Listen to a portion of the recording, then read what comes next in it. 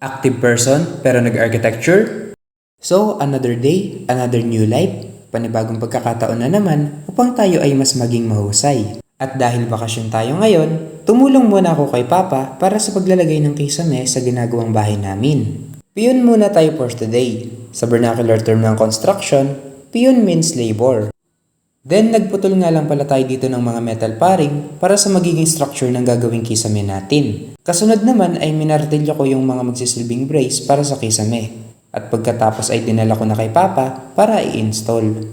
After kong tulungan si Papa ay pumunta ako sa Lopez Diversion Road para mag-jogging na naniniwala sa kasabihan na kapag may jogging, may kain. Naglakad nga lang pala muna tayo dyan, sabay nag-proceed na rin after ng ilang metro.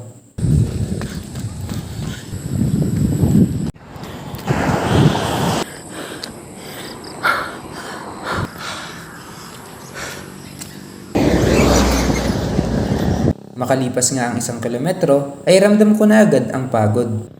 Sa kalagayan ko nga ng oras na ito ay nasa anaerobic yung heart rate zone ko. After nga nito ay pumalo na yung heart rate zone ko sa extreme kaya naglakad na muna ako. Medyo masaya na nakakapagod. After kong makarecover ay nag-proceed na uli ako para tumakbo. Then after nga nyan ay nakatukay na tayo and sumakit yung ating tagiliran.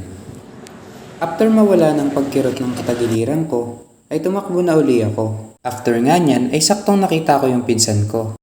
Sabay na nga lang din kaming bumalik at inabutan na rin kami ng dilim. Katulad ng dati, every time na may takbo, may kasamang push-up. So nag-stretching nga muna kami dyan and nag-proceed na rin kami sa push-up.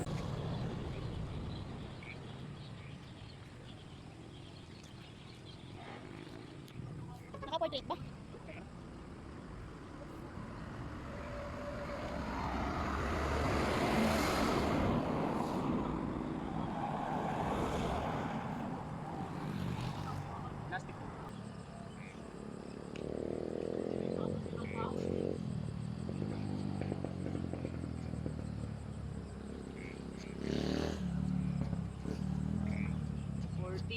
Justin.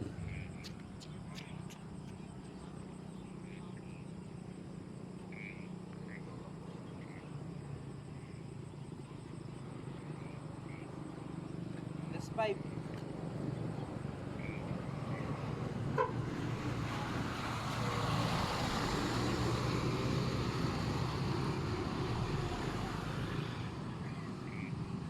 Last. Yeah. Nice. Naka 50 reps nga lang pala tayo dyan ng push-up.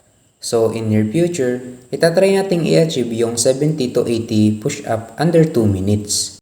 So sa mga gustong magpalakas ng katawan, ang paggawa lang ng simpleng workout katulad ng push-ups, sit-ups, pull-ups at pagtakbo ay napakalaking bagay na. As long as consistent ka, ay tiyak na lalakas ka. So yun lang.